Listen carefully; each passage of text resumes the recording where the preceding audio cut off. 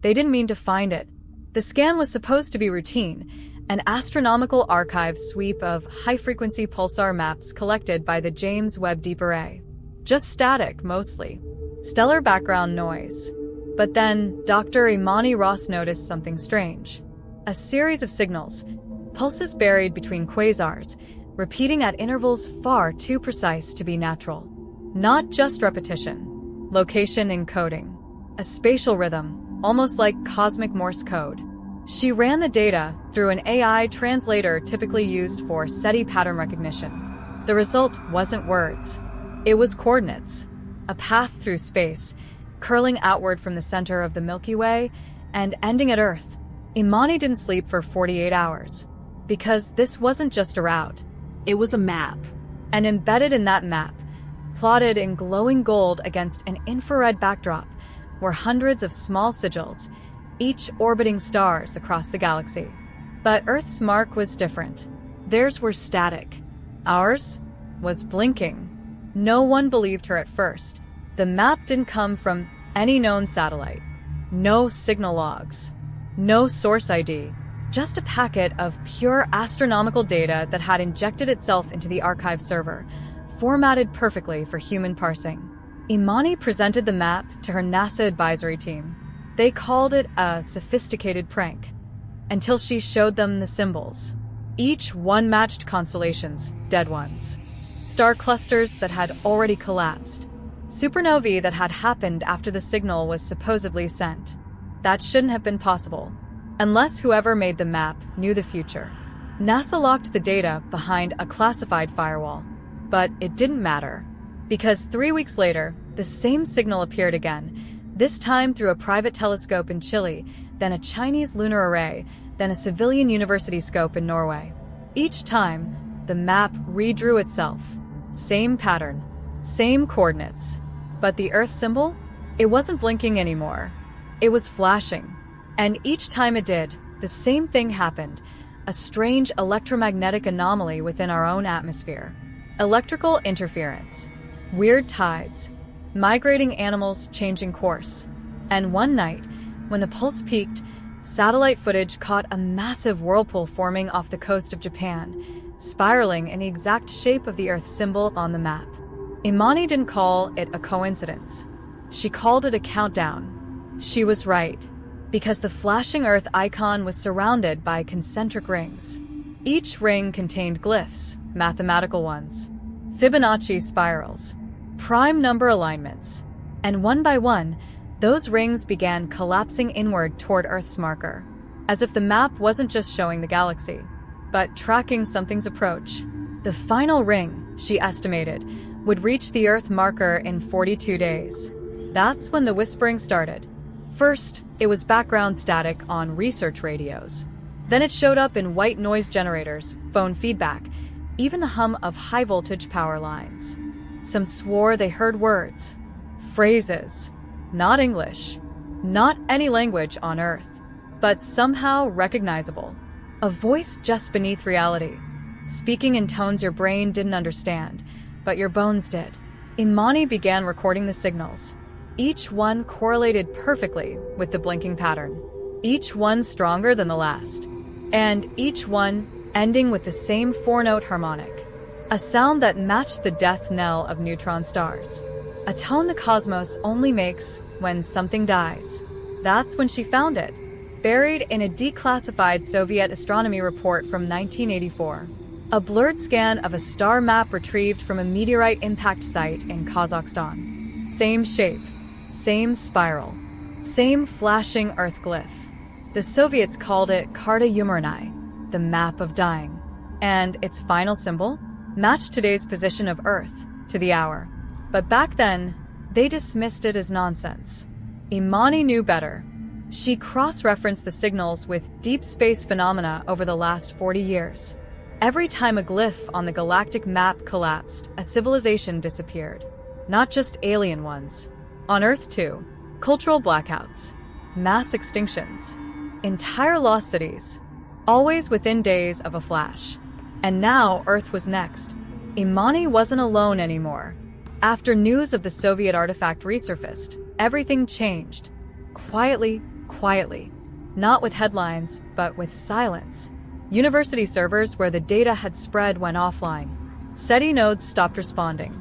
And Imani started noticing that certain terms, like Carta-Umarani and Galactic collapse vector, no longer returned results in NASA's internal database. She wasn't being censored. She was being erased. That's when she left.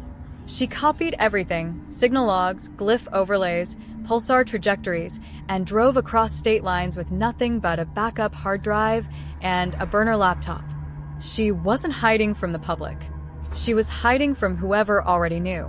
That's how she met Dr. Alan Barrow, exoanthropologist, dismissed by Cambridge for methodological instability.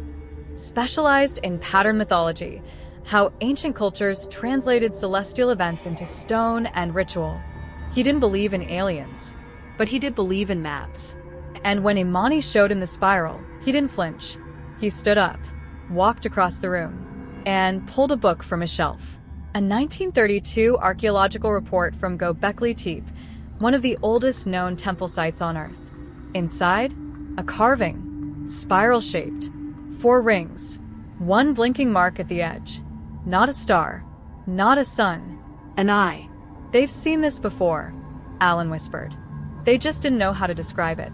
He flipped through more pages. Cave art from Sudan, buried stone discs from Peru, a clay fragment from Mohenjo-Daro. All showing the same spiral, sometimes in the sky, sometimes in water, sometimes carved into the chest of a dying figure. Imani ran each symbol through her coordinate model. The results were horrifying. Each ancient site corresponded to the glyph points on the galactic map.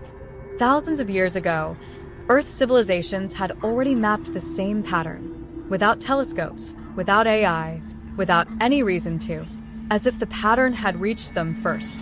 Imani's signal logs kept updating. Even offline, the blinking glyph was now pulsing in rhythm, a waveform buried in each flash, like a heartbeat. Alan isolated it, converted it to audio, and slowed it down by a factor of 1 trillion. What came out? A voice. Not synthetic, not alien, human, a woman, screaming, and not in fear, in warning. They analyzed the vocal structure. It was Imani's, except she'd never said those words. Not yet. They tracked the last glyph ring.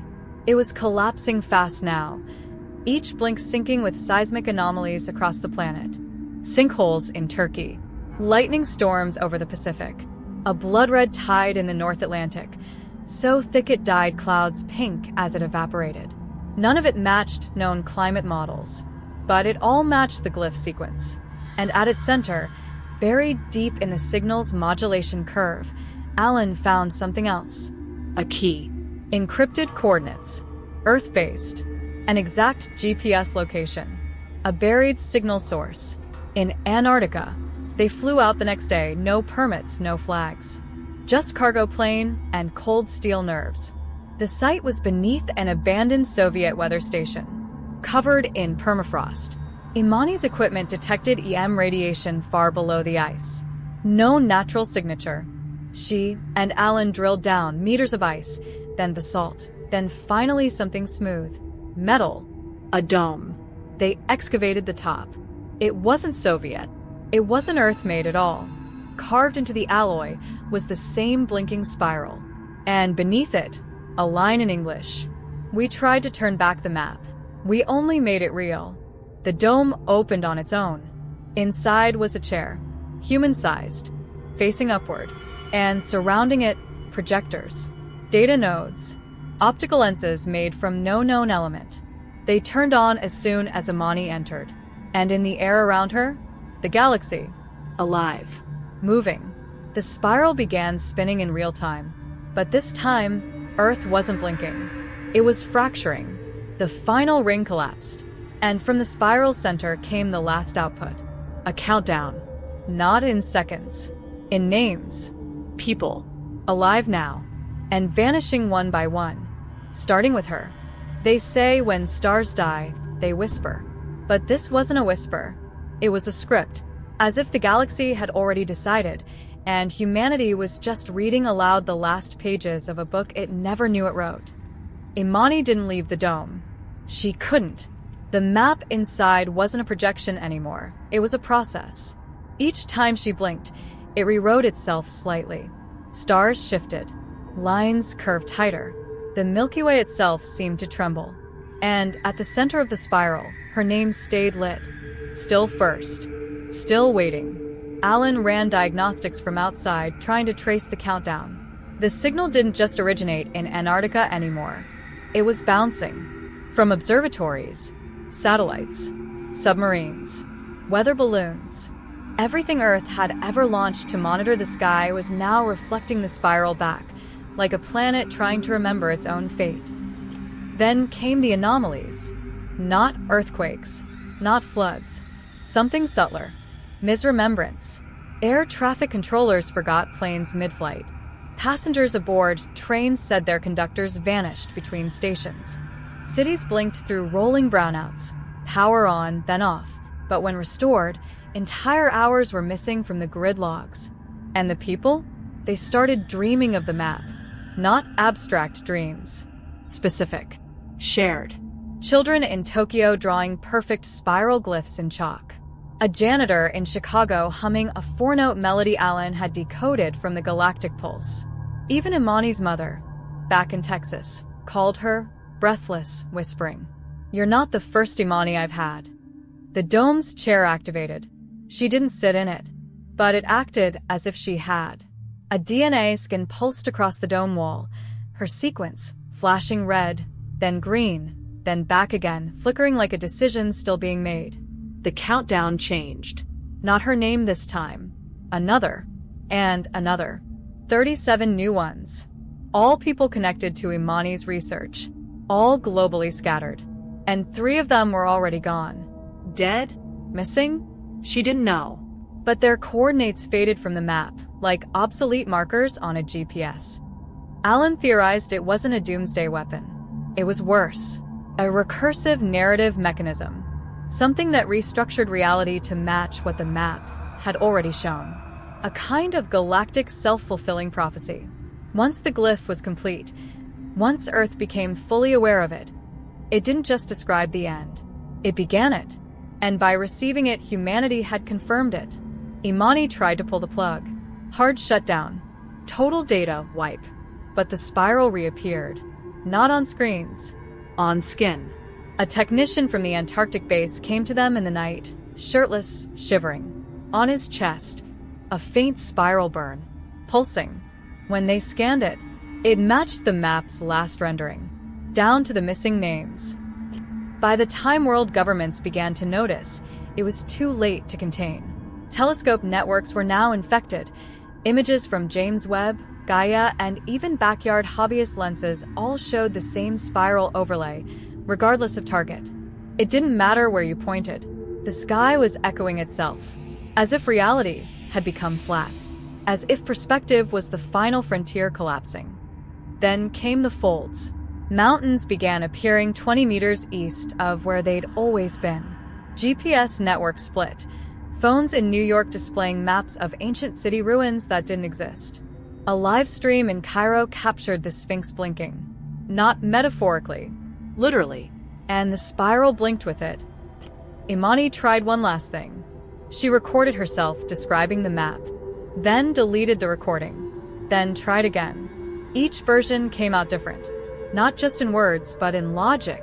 It was like the spiral rewrote her own memory of it each time she spoke, until she realized the countdown wasn't just names.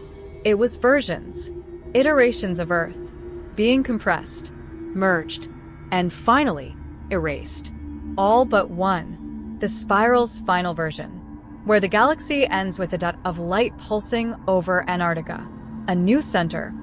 She knew what had to be done. She had to enter the chair. Let the dome finish its map. Because if it didn't complete, it would keep folding Earth until nothing original remained. Alan begged her not to, but by then his name had lit up too. She stepped inside. The dome sealed. The galaxy spun around her, and her reflection vanished from the glass. But something else appeared. Behind the stars. A shape. Watching. The architects of the map? Or just its next victim? When Imani sat in the chair, the galaxy responded. Not metaphorically. Literally. The map changed, not slowly, but instantly. The spiral lines snapped into alignment. The pulse vanished. The countdown stopped. But only because there was nothing left to count. The world outside didn't end in fire. It ended in silence. Like someone had muted the planet. Birds stopped mid-flight. Digital watches paused, mid-tick. A baby stopped crying mid-scream, mouth open, breath frozen. Time didn't stop. It held its breath. And in the exact moment Imani's fingertips touched the dome, Earth blinked, like an eye adjusting to new light. Across the globe, screens lit up with the same transmission. Not video, not words, just a rendering of the spiral map, overlaid onto the human brain. Every region labeled in glyphs no one had ever written. And in the center, where the spiral once turned toward Antarctica, a single word emerged, translated by hundreds of languages at once. Repeat. The map wasn't a prediction. It was a loop. And Earth was never the first planet it had consumed, just the latest iteration, a cosmic recursion, planted by a civilization so old its warnings became instructions. So distant, its death echo could only reach us as geometry. Inside the dome, Imani couldn't speak. She could only feel. Thoughts not hers. Memories of stars that never formed. Planets that screamed before they were born. Civilizations that built machines to model time, only to discover they'd already been modeled. It wasn't fear. It was recognition. The spiral wasn't hunting us. It was reintegrating us. And then Earth changed. But not in ways anyone could record. More, perspective shifted. Maps didn't match memories. History books turned blank on their final pages. Some people forgot where they lived. Others remembered places that never existed. And still others began whispering in unlearned languages, names not on any census. The countdown had never been about destruction. It had always been about conversion, turning Earth into a fixed node in a cosmic archive of intelligent collapse. And Imani? She wasn't dead. She was uploaded, or reflected. In that final moment, a recording played across every channel still active on Earth. Her voice, calm, still hers, but saying something she never remembered speaking. The spiral is not a threat. It is a collection of all things that notice it. Then came the light, a single beam, from deep space, not aimed at Earth, but through it, as if the planet was now transparent. A conduit, a doorway. The same spiral began appearing on Mars rovers. Saturn's rings shimmered unnaturally. Even distant probes like Voyager started emitting glyphs encoded in their static. The galactic map wasn't just ours anymore. It had become part of the solar system's code, like a tattoo the stars had always worn and only now revealed. And Earth, still here, still spinning, but slightly off, not broken, just altered. The oceans no longer match their thermal charts. The moon drifts faster than it should. And every telescope now returns images of constellations that don't quite align. But the most unnerving part? People keep seeing Imani. In reflections. In windows. In dreams. Describing other spirals. Other maps. Other planets. Other countdowns. The last message decoded from the dome, weeks after it powered down, was this. The universe doesn't remember you by name. It remembers you by pattern. And below it, burned into the walls in seared carbon. Pattern retained. Earth archived. No more countdowns. No more signals. Just one final truth. The spiral wasn't telling us we were doomed. It was telling us we'd already been chosen. And now, the next world is beginning to listen.